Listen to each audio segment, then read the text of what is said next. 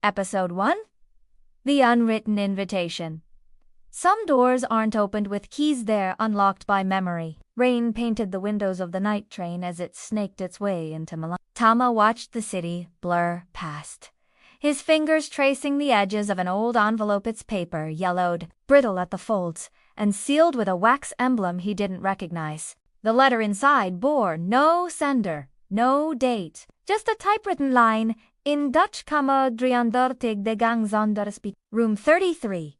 The corridor without reflection. Tama wasn't a believer in myths, but he was drawn to forgotten things, stories left in the margins of history books. And Wisma Tumapel, a decaying colonial structure tucked behind rows of government buildings, had been calling to him since he first heard its name whispered in a conversation between librarians.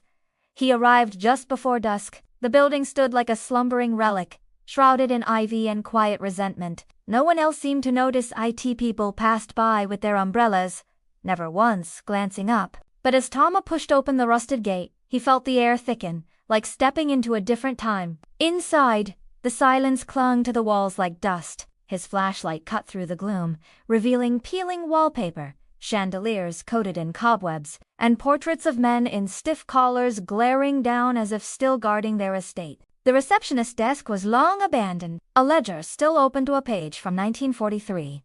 Tama's fingers hovered over the brittle paper. Names, dates, and then the initials, E.V., scribbled beside room 33.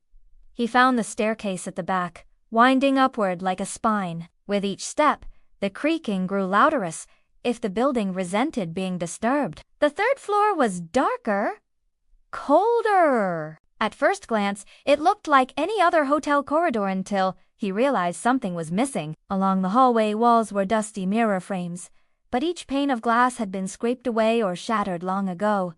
Reflections had no home here. Tama approached room 33. The number plate hung crooked. He hesitated, hand resting on the knob, heart ticking louder than the rain. Then, slowly, he pushed the door open. The room greeted him with stillness. A canopy bed, half-eaten by moths. A fireplace, its bricks stained with dust. And in the far corner, tilted slightly, was a full-length mirror. This one wasn't broken, but it also wasn't right. Thomas stepped closer and blinked. The room showed behind him. The furniture, the light, but not him. His reflection was missing.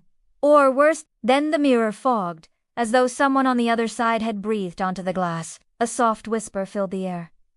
Feminine, foreign, G bent, angelic higher.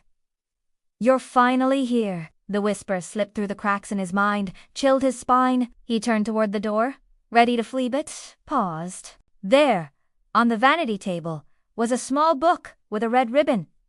Its leather cover bore the same wax emblem as the letter. He picked it up. Inside, elegant handwriting danced across the pages.